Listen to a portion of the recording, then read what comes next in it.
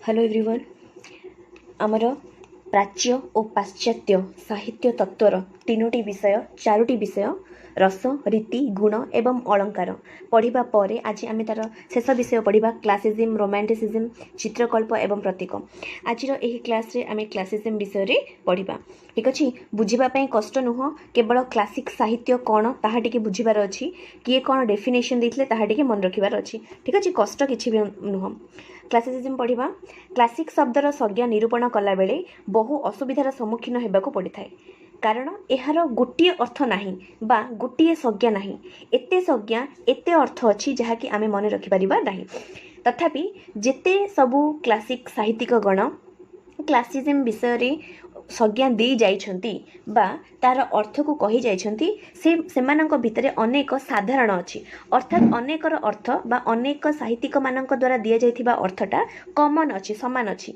तेणु एही जो क्लासिसिज्म अच्छी एहार अर्थ को मुख्यतः 6टी भाग रे विभक्त कर जाइछि हमर प्रथम काम होउछि से 6टी जाक अर्थ को देखिबा कारण आपणकर एग्जाम रे क्वेश्चन पचार दे पारे निम्नलिखित मध्यरु केउंटी क्लासिसिज्म रो अर्थ नुह ठीक अछि चलतु देखा यही क्लासिक शब्दर संज्ञा निरूपण कला बेले बहु असुविधार सम्मुखीन होगाक पड़ी थाए ए शब्द विभिन्न अर्थवाची अर्थात विभिन्न अर्थ यार रही ए शब्द मुख्यतः 6 प्रकार अर्थ रे व्यवहृत होता है क्लासिक शब्द क्लासियस रु आसी प्रथम अर्थ देखंतु प्रथम अर्थ होउची क्लासिक महान और प्रथम श्रेणी बोधक अर्थात जदि साहित्य मान विभिन्न प्रकार साहित्य विषय आम कथा हबा तेबे सेमानंक मध्यरे क्लासिक सर्वप्रथम स्थान रे रहिबो आउल्स जेलियस ख्रीष्टाब्द देखंतु जो मुठी क देइछि ना क अर्थात जो आमर 6टी अर्थ अच्छी मुझे क ख ग घ व च एहीपरि भाव में विभक्त करिछि तो एठारे मु तळकु जहाँ मध्य रेड डायमंड रे देइछि से सबु किछि क रही सब पॉइंट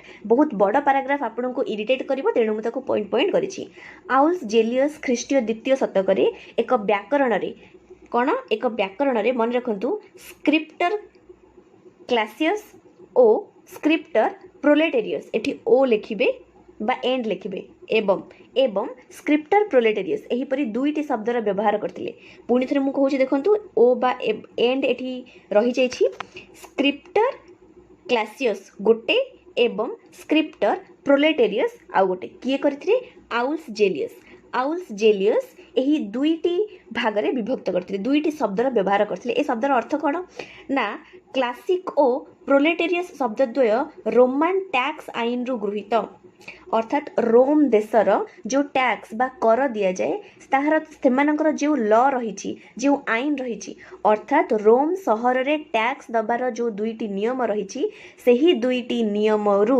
क्लासिक माने क्लासिक अर्थ को सही दुईटी नियम र शब्दटा बुझौछि बोली किए कहउछंती आउल्स जेलियस कहछंती ठीक अछि प्रथमे देखिबा प्रथम शब्दटा कोन अछि हमर देखंतु प्रथम शब्दटा थिला जे सर्वाधिक करदाता अर्थात जी सबुठु अधिक कर दिए जी सबुठु अधिक टैक्स दिए ताकू क्लासिकस बोली कहती केउठी रे रोम रे एवं जे करदान सीमा रेखा ठारू कम कर देउथिला अर्थात सर्वनिम्न कर जहाँ रखा जाइथिला रोम रो आईन रे जो कर सर्वनिम्न थिला सबुठु कम टैक्स जहाँ थिला ताठू मध्य कम जेउ माने प्रदान करुथिले तांकू प्रोलेटेरियस बोली कहा जाउथिला बुझी पारले तो प्रथम अर्थ कौन क्लासियस बा क्लासिक प्रथम अर्थ बाहरिला जे रोम देश रे जो टैक्स दिया जाउथिला ताहार दुई प्रकार टैक्स दउथिले जो माने सर्व अधिक टैक्स दउथिले ताहा क्लासिकस एवं जो माने सबुठु कम टैक्स टू मध्य कम दउथिले से माने को प्रोलेटेरियस कहा जाउथिला एहा हेउची क्लासिक प्रथम अर्थ रूस रो कैथराइन महान राजूती काल रे रूस रो कैथराइन महान को राजूती काल रे अर्थात कैथराइन महान यह हेउची नाम कैथराइन महान को राजूती काल रे सुप्रचलित महान साहित्य को क्लासिक नाम रे नामित करागला ठीक अछि रूस रो कैथराइन महान जते बेले राजूती करथिले सम्राट थिले सेते बेले जेउ साहित्यटा सबुठु अधिक प्रचलित हेउथिला ताको क्लासिक बोली कहगला केउठी रूस रे सेटा जहा मु कर कथा कहली टैक्स कथा सेटा रोम रो ठीक अछि द्वितीय पॉइंट देखिबा ख बा द्वितीय अर्थ देखिबा क्लासिक रो द्वितीय अर्थ हेउची श्रेणी गृह रे विद्यालय मानकरे श्रेणी गृह रे जेउ साहित्य पिला मानकु पाठ करा जाउची ताहा ही क्लासिक बोली कहा जायची केउठी देखंतु जहा श्रेणी पाठ्य जहा श्रेणी रे पाठ्य करा जाए ଯାହା ଶ୍ରେଣୀରେ ପାଠ୍ୟ କରାଯାଏ ତାହା ହିଁ କ୍ଲାସିକ୍। ଏ ଧାରଣାଟି ଷଷ୍ଠ ଶତକରେ ଫ୍ରାନ୍ସ ଓ ଇଟାଲୀରେ ଗଢ଼ି ଉଠିଥିଲା। କ୍ଲାସିକ୍ର ଦ୍ୱିତୀୟ ଅର୍ଥ କ'ଣ ନା ଯାହା ଶ୍ରେଣୀରେ ପାଠ କରାଯାଏ, ଯେଉଁ ସାହିତ୍ୟକୁ ଶ୍ରେଣୀରେ ପିଲାମାନଙ୍କୁ ପଢ଼ିବାକୁ ଦିଆଯାଏ ବା ପାଠ ପଢ଼ାଯାଏ ତାହା ହିଁ କ୍ଲାସିକ୍ ବୋଲି ଏହା କେଉଁଠି କିଏ କହିଥିଲେ? ଷଷ୍ଠ ଶତକରେ ଫ୍ରାନ୍ସ ଓ ଇଟାଲୀରେ କୁହାଯାଉଥିଲା। ଯାହା ପିଲା କ୍ଲାସ୍ରେ ପଢ଼ୁଥିଲା, ଏଠି ନାସରେ ଲେଖାଯାଇଛି କ୍ଲାସ୍ରେ, ଯାହା ଶିକ୍ଷାର୍ଥୀ କ୍ଲାସ୍ରେ ପଢ଼ୁଥିଲା ତାକୁ କ୍ଲାସିକ୍ସ ବୋଲି କୁହାଯାଉଥିଲା। ରେନେସାଁ କାଳର ସମୀକ୍ଷକମାନେ ଅର୍ଥାତ୍ ରେନେସାଁ ଜଣେ ଶାସନକର୍ତ୍ତା ଥିଲେ, ତାଙ୍କ ସେହି କାଳରେ ଥିବା ସମୀକ୍ଷକମାନେ କ୍ଲାସ୍ରେ ଅଧିତ୍ରବ୍ୟ ଅର୍ଥାତ୍ ଅଧିକ ସମୟ ପର୍ଯ୍ୟନ୍ତ ସାହିତ୍ୟକୁ କ୍ଲାସିକ୍ ବୋଲି ଅଭିହିତ କରିଥିଲେ। ଅର୍ଥାତ୍ ବହୁତ ସମୟ ପର୍ଯ୍ୟନ୍ତ ସାହିତ୍ୟକୁ ହିଁ କ୍ଲାସିକ୍ ବୋଲି କହିଥିଲେ, ଯାହାକି କ୍ଲାସ୍ରେ ପଢ଼ାଯାଉଥିଲା। ସାଧାରଣତଃ ଶ୍ରେଣୀ କକ୍ଷରେ ପ୍ରଥମ ଶ୍ରେଣୀର ଆଦର୍ଶ ସ୍ଥାନୀୟ ଗ୍ରନ୍ଥ ପାଠ ହେଉଥିବାରୁ ସେଗୁଡ଼ିକୁ କ୍ଲାସିକ୍ କୁହାଯାଉଥିଲା। ଛାଡ଼ି ଦିଅନ୍ତୁ, ଏଇ ଯେଉଁ ପଏଣ୍ଟ ରେନେସାଁ କାଳର ଅଧିକ ଇମ୍ପୋର୍ଟାଣ୍ଟ ନାହିଁ, କେବଳ ଏଇ ପଏଣ୍ଟରୁ ସେକେଣ୍ଡ ପଏଣ୍ଟ ମନେ ପଡ଼ିଲା ଆପଣଙ୍କର ଇମ୍ପୋର୍ଟାଣ୍ଟ କ'ଣ ଅଛି ନା ଷଷ୍ଠ ଶତକର ଫ୍ରାନ୍ସ ଓ ଇଟାଲୀରେ କୁହାଯାଉଥିଲା ଯେ ଯାହା ଶ୍ରେଣୀ ଗୃହରେ ଯେଉଁ ସାହିତ୍ୟ ଶ୍ରେଣୀ ଗୃହରେ ପଢ଼ାଯିବ ତାହା ହେବ କ୍ଲାସିକ୍। ତାର ତୃତୀୟ ଅର୍ଥ ଦେଖିବା। କ୍ଲାସିକ୍ ଶବ୍ଦର ଅର୍ଥ ସର୍ବଶ୍ରେଷ୍ଠ କିମ୍ବା ଶ୍ରେଷ୍ଠ ମାନ ବିଶିଷ୍ଟ କୃତି କିମ୍ବା ସାହିତ୍ୟ ବିକାଶର ଶ୍ରେଷ୍ଠ କଳା, ଅର୍ଥାତ୍ ଯେଉଁ ସାହିତ୍ୟ ସବୁଠୁ ଶ୍ରେଷ୍ଠ ସିଏ ହିଁ ହୋଇଯିବ କ୍ଲାସିକ୍। ଜର୍ମାନ ଓ ରୋମ୍ରେ ପ୍ରଥମେ ଏ ରକମ ସଂଜ୍ଞାର ସୂତ୍ରପାତ ହେଲା। କେଉଁଠି? ଜର୍ମାନ ଏବଂ ରୋମ୍। ଠିକ୍ ଅଛି। ଯେଉଁ ଆମର କ୍ଲାସ୍ର କଥା କୁହାଯାଇଥିଲା ତାହା କେଉଁଠି? ମନେ ରଖନ୍ତୁ, ଫ୍ରାନ୍ସ ଓ ଇଟାଲୀ। କିନ୍ତୁ ଏଇଟା ଯେଉଁ ସର୍ବଶ୍ରେଷ୍ଠ କଳା କଥା କୁହାଗଲା ଜର୍ମାନ ଓ ରୋମ୍। ଜର୍ମାନରେ ପ୍ରଥମେ କ୍ଲାସିସ୍ ବୋଲି କୁହାଯାଉଥିଲା। ସ୍ପେଲିଂ ଦେଖନ୍ତୁ, କ୍ଲାସିସ୍ ଶବ୍ଦ ବିଶିଷ୍ଟ ମାନ ସମ୍ପନ୍ନ ରଚନାକୁ ବୁଝାଯାଉଥିଲା। ଆଜି ଯେଉଁ ଗ୍ରନ୍ଥମାନ ସାର୍ବକାଳିକ ମୂଲ୍ୟରେ ମହିମାମୟ, ସାର୍ବକାଳିକ ଅର୍ଥାତ୍ ସବୁ କାଳରେ ସେଗୁଡ଼ିକର ମହାନତା ରହିଛି। ଯେପରିକି ଆମର ଯଦି ଉଦାହରଣ ଦେବା, ଆମ ଓଡ଼ିଆ ସାହିତ୍ୟରେ, ଓଡ଼ିଆ ସଂସ୍କୃତିରେ, ଭାରତରେ ରାମାୟଣ, ମହାଭାରତ, ଭାଗବତ ଏହିସବୁ କ୍ଲାସିକ୍, ଏମାନେ କ୍ଲାସିକ୍ ସାହିତ୍ୟ ହୋଇଯିବେ। କାରଣ ଏମାନଙ୍କର ଗୁଣ, ମହତ୍ଵ, ମହିମା କାଳ ଯୁଗ ପର୍ଯ୍ୟନ୍ତ ରହିବ। ଠିକ୍ ଅଛି। ଅର୍ଥାତ୍ ପୃଥିବୀ ପୃଷ୍ଠ ଥିବା ପର୍ଯ୍ୟନ୍ତ, ଜୀବନ ଥିବା ପର୍ଯ୍ୟନ୍ତ, ପୃଥିବୀରେ ଜୀବନ ସମ୍ଭବ ଥିବା ପର୍ଯ୍ୟନ୍ତ ପୃଥିବୀରେ ରାମାୟଣ, ମହାଭାରତ, ଭାଗବତ ଏସବୁ କିଛି ରହିବ। ତେଣୁ ଯାହା ସାର୍ବକାଳିକ ଅର୍ଥାତ୍ ଯାହା ସବୁ କାଳରେ ରହିବ ତାହା ହିଁ କ୍ଲାସିକ୍ ବୋଲି କେଉଁଠି କୁହାଯାଉଥିଲା? ଜର୍ମାନରେ କୁହାଯାଉଥିଲା। ଏବେ ହାର୍ଭାର୍ଡ କ୍ଲାସିକ୍ ଗ୍ରନ୍ଥମାଳା ଏ ଆଭିମୁଖ୍ୟର ସମ୍ବାହକ ଅର୍ଥାତ୍ ଏଇ ଯେଉଁ କୁହାଗଲା ମନ୍ତବ୍ୟଟା ତାହା ହାର୍ଭାର୍ଡ କ୍ଲାସିକ୍ ବା ହାର୍ଭାର୍ଡ ବୋଲି ଗୋଟେ ଗ୍ରନ୍ଥ ଅଛି, ଯାହାକୁ କି ଗୋଟେ କ୍ଲାସିକ୍ ଗ୍ରନ୍ଥ ବୋଲି କୁହାଯାଏ। ଅନ୍ୟ ଏକ ଅର୍ଥ କ୍ଲାସିକ୍ ହେଉଛି ପ୍ରାଚୀନତର ଅନୁକୃତି। କ୍ଲାସିକ୍ର ଏତାଦୃଶ ସଂଜ୍ଞାଦାନ କାଳରେ ପ୍ରାଚୀନ ଗ୍ରୀକ୍ ଓ ରୋମର ସାହିତ୍ୟରେ ଅର୍ଥାତ୍ କୁହାଯାଉଛି ଯେ ଯେଉଁ ସାହିତ୍ୟର ବିଷୟବସ୍ତୁ ଓ ଉପାଦାନ ଗୁଡ଼ିକ, ରଚନାର ଗଠନ ଗୁଡ଼ିକ ଅନ୍ୟ କାହାକୁ ଅନୁକରଣ କରି କରାଯାଇଥାଏ ତେବେ ତାହାକୁ ଆମେ କ୍ଲାସିକ୍ ବୋଲି କହିବା। ଯେପରିକି ରାମାୟଣ ଏକ ବଡ଼ ଗ୍ରନ୍ଥ, ମହାଭାରତ, ଭାଗବତ ଏକ ବିରାଟ ଗ୍ରନ୍ଥ। ଠିକ୍ ଅଛି। ସେହି ବିରାଟ ଗ୍ରନ୍ଥମାନଙ୍କରୁ କିଛି ବିଷୟକୁ ଆଣି ବର୍ତ୍ତମାନର ରଚୟିତାମାନେ ରଚନା କରୁଛନ୍ତି। ବୁଝିପାରିଲେ? ସେମାନେ ଅନୁକରଣ କରୁଛନ୍ତି। ତେଣୁ ସେହି ରାମାୟଣ ଯେଉଁଥିରୁ କରାଯାଏ ଅନୁକରଣ, ସେଗୁଡ଼ିକ ସବୁ ଆମର କ୍ଲାସିକ୍ ହୋଇଯିବ। ଅନ୍ୟ ଅର୍ଥରେ ରୋମାଣ୍ଟିକ୍ ଚେତନାର ବିରୋଧ ହେଉଛି କ୍ଲାସିକ୍ ଚେତନା, ଅର୍ଥାତ୍ ଯାହା ରୋମାଣ୍ଟିକ୍ ନୁହେଁ ତାହା ହେଉଛି କ୍ଲାସିକ୍। ଏହା କୁହାଯାଉଛି ଆଉ ଗୋଟିଏ ଅର୍ଥ। ଫ୍ରେଡରିକ୍ ଉନ୍ ସ୍ମେଲଗଲ୍ କ୍ଲାସିକ୍ ଓ ରୋମାଣ୍ଟିକ୍ ଚେତନା ମଧ୍ୟରେ ପାର୍ଥକ୍ୟ ଦେଖିପାରିଥିଲେ। କିଏ? ଫ୍ରେଡରିକ୍ ଉନ୍ ସ୍ମେଲଗଲ୍। ସେ କହୁଥିଲେ କ୍ଲାସିକ୍ ଚେତନାର ଅସୀମ ଭାବତରଙ୍ଗ ଓ ଆବେଗ ଏକ ସୀମିତ ରୀତିରେ ପରିପ୍ରକାଶ। ସେ କହୁଥିଲେ ଯେ ଯେଉଁ କ୍ଲାସିକ୍ ସାହିତ୍ୟ ରହିଛି ସିଏ ମାନେ ଲିମିଟେଡ୍, ଗୋଟେ ପରିସୀମା ମଧ୍ୟରେ, ନିର୍ଦ୍ଦିଷ୍ଟ ଶବ୍ଦ ମଧ୍ୟରେ ତାକୁ ରଚନା କରାଯାଏ। ଭାବ ସଙ୍ଗତ ହୋଇଥିବ, ଯୁକ୍ତି ସଙ୍ଗତ ହୋଇଥିବ ଏବଂ ସଂଯମତା ଥିବ, ଶୃଙ୍ଖଳିତ ଥିବ, ତେବେ ତାହା ହୋଇଯିବ କ୍ଲାସିକ୍। କଳ୍ପନାତୀତ ନଥିବ। କ୍ଲାସିକ୍ କବି ସୀମିତ ପରିବେଶରେ ସ୍ୱୀୟ, ଏଟା ସ୍ତ୍ରୀୟ ନୁହଁ, ସ୍ୱୀୟ ଅର୍ଥାତ୍ ନିଜର ठीक अच्छे स्वीय चिंताधारा को बा निजर स्वीय चिंताधारा को रूप दिए किंतु रोमांटिक कविर जगत स्वतंत्र से इच्छा अनुसार निजर काव्य नियम तैयारी करे एणु तार चिंताधारा और उद्यम अनिरुद्ध अर्थात कौन सीमा बा कौन बंधन नाही कहा पाई रोमांटिक काव्य पाई रोमांटिक साहित्य पाई किंतु क्लासिक र परिवेशटा सीमित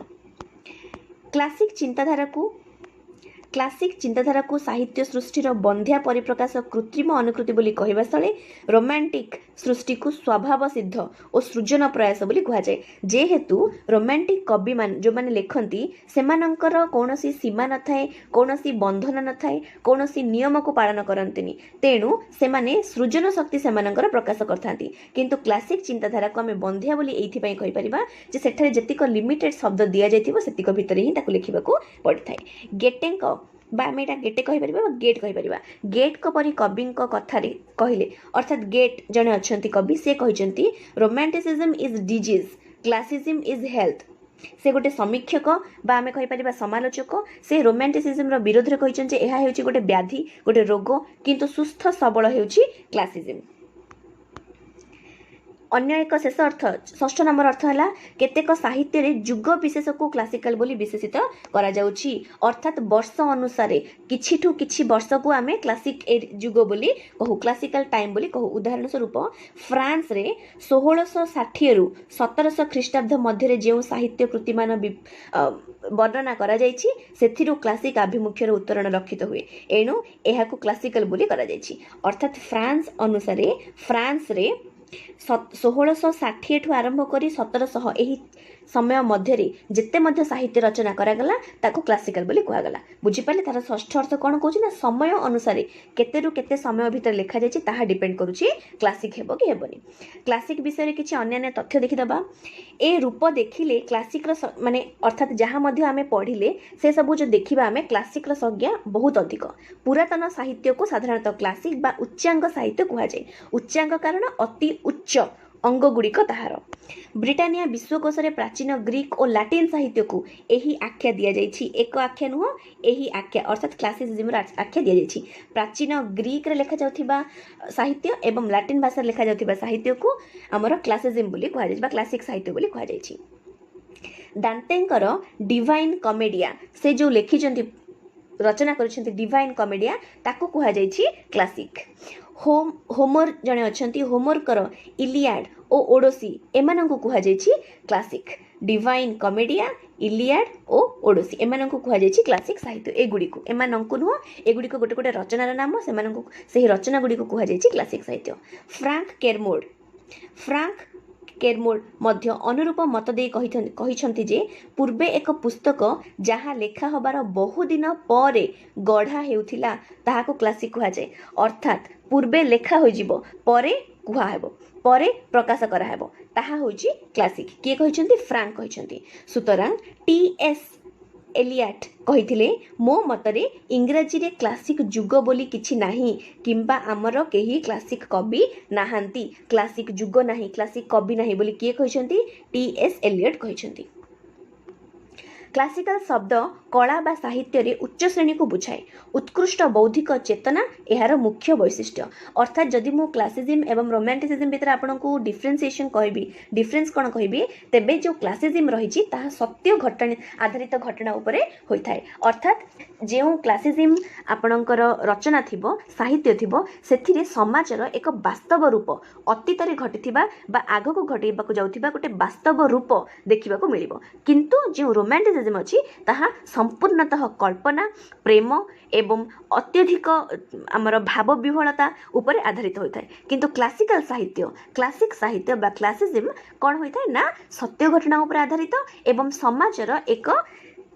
संपूर्ण प्रतिछवि देखैबा भली साहित्य एही क्लासिक साहित्य कलाकृति दृष्टि कालजयी और रस संचार दृष्टि नित्य नूतन अर्थात कालजयी अर्थात जे कि जुग जुग पर्यंत जहाँ कि स्वीकार करा जीवो एवं रस संचार दृष्टि नित्य नूतन अर्थात नूतन रूपे जी जो वंश जो जेनेरेशन गोटे जेनेरेशन तांको परे आउ गोटे पीढ़ी तांको परे आउ गोटे पीढ़ी जेतेबेले मध्य एही क्लासिक साहित्य को पढ़ुथिबो ता मनरे गोटे नूतन संचार सृष्टि होथिबो।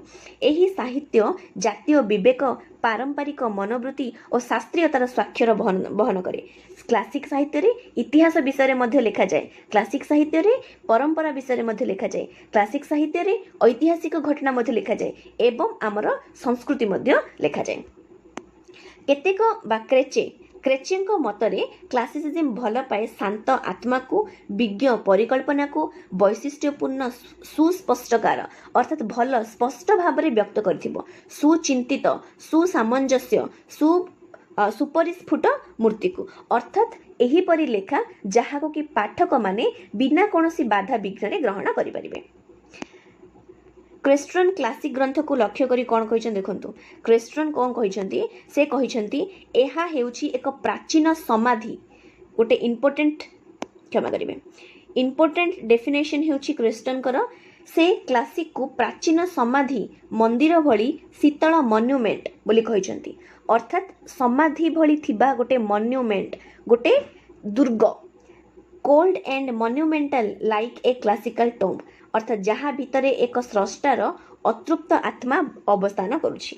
क्रेस्टन कौन कहते क्रेस्टन कहते ना क्लासिक हेउछि प्राचीन समाधि मंदिर भली शीतल मन्युमेंट बा दुर्ग जहाँ भितरे स्रष्टार अतृप्त आत्मा अवस्थान करुछि। क्लासिक पंथी ब्रुनर कौन कहते तांको भाषारे क्लासिक साहित्य सकल प्रवृत्तिर यथायोग्य स्थान अछि अर्थात साहित्यर जेते सबु उच्च कोटिर गुण रही ताहा क्लासिक रे रही। एठारे कल्पना किंबा जुक्तिर सीमा अतिक्रम करे नाही। एठारे कल्पना जदि अर्थात जदि कौन कल्पना कथा चिंता करती कवि तेबे ताको जुक्ति संगत हैला भली चिंता करती एमिति नुह जे एहीपरि कल्पना करिवे जहार कौन जुक्ति ही नथिबो। जुक्ति मध्य कल्पनार स्वच्छंद विवाह रे बाधा दिए नाही अर्थात से ही कल्पनाटा एहीपरि होइथिबो जहाको कि जुक्ति माध्यम रे प्रमाण करि हेबो जुक्तिटा एहीपरि होइथिबो जहाको कल्पनार रूप देई हेबो परस्पर को सपोर्ट करुथिबे। स्वच्छ आवेग एठारे सत विवेकर कर्णबोध करे नाही अर्थात एठारे जो बेले बेले मनुष्य एहीपरि कार्य करे ठीक अच्छे। उदाहरण स्वरूप देखंतु पितामाता एवं संतान अछंती जदि संतान द्वारा कौनसी भूल बसतः कहार हत्या हो जाए तेबे इमोशंस रे आसी आवेग रे भासी जाए पितामाता ताको कौन करंती लुचेकी रखी दियंती सही कथा को बा चेष्टा करिवे लुचेकी रखी देबाकू आईन कानून ठारू न्याय ठारू बंचेकी रखिबे अन्याय करिवे किंतु से कौन करिवे निज संतान को बंचेकी रखिबे। किंतु क्लासिज्म कौन कहूची आवेग थिबो इमोशंस थिबो किंतु ता सहित विवेक मध्य थिबो विवेक अनुसार जदि गोटे भूल तेबे ताकू भूल बोली प्रदर्शन करा जिवो विवेक अनुसार सत्कर्म अनुसार जदि ताहा ठीक तेबे ताहाकू ठीक करा जिवको ठीक बोली व्यक्त करा जिवो। क्लासिक साहित्य रे आवेग को नियंत्रण करा जिवो आवेग रे भासी जाई कोनोसी भूल कर्म करिबार बा भूल वर्णना करिबार माने परमिशन क्लासिक साहित्य दिए नाही अनुमति क्लासिक साहित्य दिए नाही। अपर पक्षरे विवेक मध्य आवेगर उष्मता को शीतल करे नाही अर्थात विवेक बुझिपारे कि नुह कह जाउछि जे आवेग विवेक अनुसार हेबो एवं विवेक मध्य आवेग को ग्रहण करिवो। जेपरि कि मु जे उदाहरण आपन को देली जदि संतान द्वारा कोनोसी कहार हत्या हो जाए तेबे पिता माता आवेग रे भासी जाई इमोशंस रे भासी जाई ताको कोन करंती माने पुलिस रे दियंतिनी ताको लुचि रखिबा को चेष्टा करंती किंतु क्लासिक साहित्य ताहा मना करे। क्लासिक साहित्य करे कुहे जदि संतान भूल करिछि तेबे पितामाता कोन करिवे ताको पुलिस को देबे किंतु ता सहित विवेक मध्य आवेग को समर्थन करुछि विवेक मध्य इमोशंस को सहाय्य करुछि। एटार उदाहरण कौन यार उदाहरण हैला जे पिता माता प्रथमे संतान को नहीं पुलिस पाख को जिबे ताको पुलिस को देबे किंतु ता परे संतानटी किपरि भाबरे सेठु बाहर को बाहरी पारिबो ताहार पाई मध्य चेष्टा करिवे। अर्थात क्लासिज्म कौन करुछि विवेक जेपरि आवेगर रास्ता रे बाधा देबनी एवं आवेग जेपरि विवेकर रास्ता रे बाधा देबनी सेति प्रति ध्यान देबाको कहूछि। आत्मा भाव और आंगिक ଦୁହିଙ୍କ ମଧ୍ୟରେ ପରିପୂର୍ଣ୍ଣ ସାମଞ୍ଜस्य ବିଧାନ କ୍ଲାସିକ୍ ସାହିତ୍ୟର ପ୍ରଧାନ ଗୁଣ। ଅର୍ଥାତ୍ ସେ କହୁଛି ଆତ୍ମା ଭାବ, ଏମିତି ଭାବ ଯେଉଁଟାକି ଆତ୍ମାକୁ ସନ୍ତୁଷ୍ଟି ଦେଉଥିବ, ଯେଉଁଟାକି ପଢ଼ିବା ଦ୍ୱାରା ମନକୁ ଶାନ୍ତ ଦେଉଥିବ, ତାହା ହେଉଛି କ୍ଲାସିକ୍ ସାହିତ୍ୟର ପ୍ରଧାନ ଗୁଣ। କ୍ଲାସିକ୍ ସାହିତ୍ୟରେ ସ୍ରଷ୍ଟାର ଆବେଗ ସମ୍ପୂର୍ଣ୍ଣ ଉପେକ୍ଷିତ ନୁହେଁ, କେବଳ ସେହି ଆବେଗ ଯୁକ୍ତି ଓ ବୁଦ୍ଧି ଦ୍ୱାରା ସୁନିୟନ୍ତ୍ରିତ। ଅର୍ଥାତ୍ କ୍ଲାସିକ୍ ସାହିତ୍ୟ ରଚନା ସମୟରେ ଯଦି ଲେଖକଙ୍କର ବା ରଚୟିତାଙ୍କର ନିଜର ଆବେଗଟା କିଛି ସେହି ଲେଖା ବିରୋଧରେ ଅଛି, ତଥାପି ତାଙ୍କୁ ସେହି ଲେଖା ଲେଖିବାକୁ ପଡ଼ିବ, କାରଣ ସେସବୁ ଯୁକ୍ତିସଙ୍ଗତ। ଯାହା ରଚୟିତା ଲେଖିବେ ତାହା ଯୁକ୍ତିସଙ୍ଗତ ଏବଂ ବୁଦ୍ଧି ଦ୍ୱାରା ସୁନିୟନ୍ତ୍ରିତ ହେବା ଆବଶ୍ୟକ। ସେ ଯାହା ଲେଖୁଛନ୍ତି ତାହାର ବିପକ୍ଷରେ ତାଙ୍କର ନିଜର ମତ ଥିଲେ ମଧ୍ୟ, ରଚୟିତା ଯାହା ଲେଖୁଛନ୍ତି ତାହାର ବିପକ୍ଷରେ ତାଙ୍କର ମନ ଥିଲେ ମଧ୍ୟ, ଯେହେତୁ ଯାହା ଲେଖୁଛନ୍ତି ତାହା ଯୁକ୍ତିସଙ୍ଗତ, ସେ ଲେଖିବାକୁ ପଡ଼ିବ। କେଉଁଠି ନା କ୍ଲାସିକ୍ ସାହିତ୍ୟରେ। କ୍ଲିଅର? ଇଂରେଜ କବି T.S. ଇଲିୟଟ୍ ତାଙ୍କ ମତ ଅନୁସାରେ କ'ଣ, ଯେତେବେଳେ ସଭ୍ୟତା ବିକଶିତ ହୋଇ ନିଜସ୍ୱ ଗତିରେ ଶୀର୍ଷ ବିନ୍ଦୁରେ ଉପନୀତ ହୁଏ, ଯେକୌଣସି ଗୋଟେ ସଭ୍ୟତା ଆରମ୍ଭ ହେବ ଏବଂ ସେ ବିକଶିତ ହେବାକୁ ଲାଗିବ, ଯେତେବେଳେ ସେ ଟପ୍ରେ ପହଞ୍ଚିଯାଏ ସେତେବେଳେ କ'ଣ ହୁଏ, ତାର ସମୃଦ୍ଧ ଓ ଉନ୍ନତ ସ୍ତରରେ ଉପନୀତ ହୁଏ। ବୁଝିପାରିଲେ କ'ଣ କୁହାଯାଉଛି? T.S. ଇଲିୟଟ୍ କ'ଣ କହିଛନ୍ତି ନା, ଯେତେବେଳେ କୌଣସି ଗୋଟେ ସଭ୍ୟତା ସୃଷ୍ଟି ହୁଏ ସେ ଧୀରେ ଧୀରେ ବିକାଶ କରିବାକୁ ଲାଗେ ଏବଂ ବିକାଶର ଶୀର୍ଷରେ ପହଞ୍ଚିଯାଏ। ଏହାର ଅର୍ଥ କ'ଣ? ସୃଷ୍ଟି ହେବାଠାରୁ ବିକାଶର ଶୀର୍ଷରେ ପହଞ୍ଚିବା ପର୍ଯ୍ୟନ୍ତ ସେ କେତେ ଯେ ଅନୁଭୂତି ଲାଭ କରିଥିବ। ଗୋଟେ ରଚୟିତା ଲେଖା ଆରମ୍ଭ କରିବା ଠାରୁ ତାଙ୍କର ସର୍ବଶ୍ରେଷ୍ଠ କୃତି କରିବା ପର୍ଯ୍ୟନ୍ତ ସେ ଯେଉଁ ଜ୍ଞାନ ଏବଂ ଅଭିଜ୍ଞତା ଲାଭ କରିଥିଲେ ତାହା ତାଙ୍କୁ ଅଧିକ ସମୃଦ୍ଧି ଦେଇଛି, ତାହା ତାଙ୍କୁ ଅଧିକ ସୁଦକ୍ଷ କରିଛି। ସେ କହୁଛନ୍ତି, କବି T.S. ଇଲିୟଟ୍ କହୁଛନ୍ତି, ଯେତେବେଳେ କୌଣସି ସଭ୍ୟତା ତାର ଶୀର୍ଷରେ ପହଞ୍ଚିଯାଏ ସେତେବେଳେ ହିଁ ସେ କ୍ଲାସିକ୍ ସାହିତ୍ୟ ସୃଷ୍ଟି କରିପାରେ। ଏବଂ ସେ କ୍ଲାସିକ୍ ସାହିତ୍ୟରେ କ'ଣ ଥାଏ ନା, ସେହି ସଭ୍ୟତାର ସୃଷ୍ଟି କିପରି ହୋଇଥିଲା ତାଠୁ ଆରମ୍ଭ କରି ସେ ଶୀର୍ଷରେ କିପରି ପହଞ୍ଚିଛି ସେ ପର୍ଯ୍ୟନ୍ତ ସେଥିରେ କ'ଣ ଥାଏ, ବ୍ୟକ୍ତ ଥାଏ। ଠିକ୍ ଅଛି? ଆଗକୁ ଦେଖିବା ଆହୁରି କ୍ଲାସିକ୍ ସାହିତ୍ୟ, କେଉଁ କେଉଁ ପୁସ୍ତକକୁ କ୍ଲାସିକ୍ ସାହିତ୍ୟର ମାନ୍ୟତା ଦିଆଯାଇଛି, କେଉଁ କେଉଁ ଗ୍ରନ୍ଥକୁ କ୍ଲାସିକ୍ ସାହିତ୍ୟର ମାନ୍ୟତା ଦିଆଯାଇଛି। ଚାଲନ୍ତୁ ଦେଖିବା ତାପରେ କ'ଣ ଅଛି ଆମର। ଅତୀତ କାଳରେ ଗ୍ରୀସ୍ ଓ ରୋମ୍ ସାମ୍ରାଜ୍ୟ ଏହିଭଳି ଏକ ଉନ୍ନତ ସଭ୍ୟତାର ଅଧିକାରୀ ହୋଇଥିଲା। ରୋମ୍ ସାମ୍ରାଜ୍ୟର ରାଷ୍ଟ୍ରଭାଷା ଥିଲା ଲାଟିନ୍। ଆପଣଙ୍କୁ ଆନ୍ସର ଏଇଟା ଜେନେରାଲ ନଲେଜ କ୍ୱେଶ୍ଚିନ୍ ଜାଣିଛନ୍ତି, ରୋମର ଲାଙ୍ଗୁଏଜ ହେଉଛି ଲାଟିନ୍ ଏବଂ ଏହିପରି କ୍ଲାସିକ୍ ଲାଙ୍ଗୁଏଜ ବା ଏହିପରି କ୍ଲାସିକ୍ ସାହିତ୍ୟର ବ୍ୟବହାର ସେତେବେଳେ କେଉଁଠି ଅଧିକ ପ୍ରସିଦ୍ଧ ଥିଲା? ଗ୍ରୀସ୍ ଏବଂ ରୋମରେ। ଏହି ଭାଷାରେ ରୋମ୍ ସାମ୍ରାଜ୍ୟର ସାହିତ୍ୟ, ଶିକ୍ଷା ଓ ରାଜକାର୍ଯ୍ୟ ପ୍ରଚଳିତ ହେଉଥିଲା। କେଉଁ ଭାଷାରେ? କ୍ଲାସିକ୍ ଭାଷାରେ। କ୍ଲାସିକ୍ ନୁହଁ, ଏଠାରେ ଲାଟିନ୍ ଭାଷାରେ। ରୋମର ଭାଷା ଲାଟିନ୍ ଥିଲା ଏବଂ ଲାଟିନ୍ ଭାଷାରେ ରୋମର ସାହିତ୍ୟ, ଶିକ୍ଷା ଓ ରାଜକାର୍ଯ୍ୟ ପ୍ରଚଳିତ ହେଉଥିଲା। ତେଣୁ ପ୍ରାଚୀନ ରୋମାନ ସାହିତ୍ୟିକମାନେ ଲାଟିନ୍ ଭାଷାରେ ହିଁ ନିଜର କ୍ଲାସିକ୍ କାବ୍ୟ, ନାଟକ ଇତ୍ୟାଦି ରଚନା କରୁଥିଲେ। ତ ସିଧାସଳଖ ଆପଣଙ୍କୁ କ୍ୱେଶ୍ଚିନ୍ ଆସିପାରେ, ରୋମରେ ବା ରୋମ ଦେଶର ସାହିତ୍ୟିକମାନେ କେଉଁ ଭାଷାରେ କ୍ଲାସିକ୍ କାବ୍ୟ, ନାଟକ ରଚନା କରୁଥିଲେ? ଆନ୍ସର ହେଇଯିବ ଲାଟିନ୍ ଭାଷାରେ। ସେହିପରି ଖ୍ରୀଷ୍ଟୀୟ ଦ୍ୱିତୀୟ ଏବଂ ଚତୁର୍ଥ ଶତାବ୍ଦୀରେ ଗୁପ୍ତ ସାମ୍ରାଜ୍ୟରେ ସୁବର୍ଣ୍ଣ ଯୁଗରେ ହିନ୍ଦୁ ବ୍ରାହ୍ମଣ୍ୟ ସଂସ୍କୃତର ଅଭ୍ୟୁଦୟ ଘଟିଲା। ମୋଷ୍ଟ ଇମ୍ପୋର୍ଟାଣ୍ଟ ପଏଣ୍ଟ ରହିବ ଏହା ଆମ ଏକ୍ସାମ୍ ପଏଣ୍ଟ ଅଫ୍ ଭ୍ୟୁରୁ। କେଉଁ ସାମ୍ରାଜ୍ୟରେ? ଗୁପ୍ତ ସାମ୍ରାଜ୍ୟରେ। କେଉଁ ଶତାବ୍ଦୀରେ?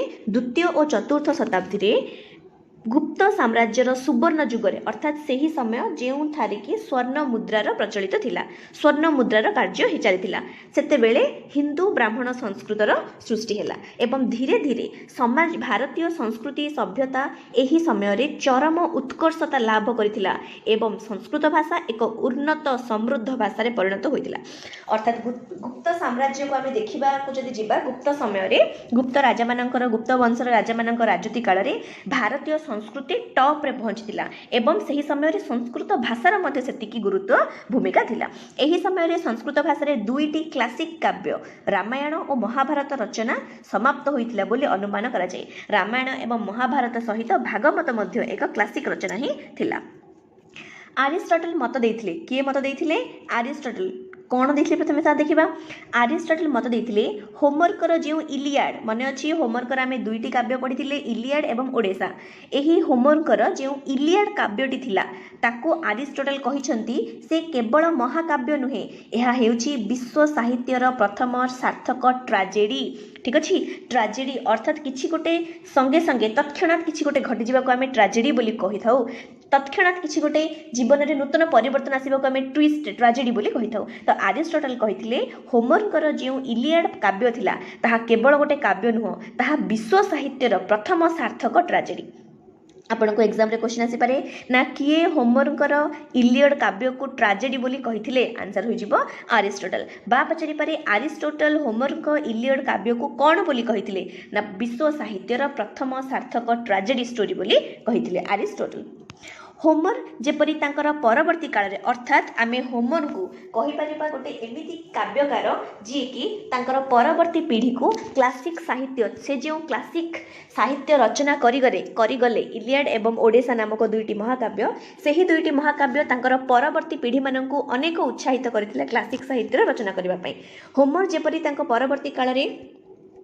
कवि माननकु क्लासिक काव्य रचना रे प्रेरणा देइथिले आमर भारतीय संस्कृतिर रामायण महाभारत एवं भागवत भली काव्य मध्य परवर्ती काल रे बहु कवि को काव्य रचना लगी प्रभावित करथिला उदाहरण देखिबा भारतर कहानी अवलंबन रे महाभारतर कहानी अवलंबन रे श्री हर्षंक नैषधीय चरित माघ कविंक शिशुपाल बद्धम भारवींक क्षमा करेंगे किरातार्जुनियम अर्थात ये अर्जुन विषय किरातार्जुनियम ओ कालिदासंक अभिज्ञान शकुंतलम बहुत फेमस आप जानते ओ भाषंक उरुभंगम काव्य रचित होइथिला काहाको अवलंबन करी काहाको अनुसरण करी महाभारतर कहानी को कौन कौन आपन को यही स्लाइड रो कौन एग्जाम आसी पारे ना निम्नलिखित मध्यरु केउ काव्यटी महाभारतर कहानी को अवलंबन करी करा जायछि श्री हर्षंक नैषधीय चरित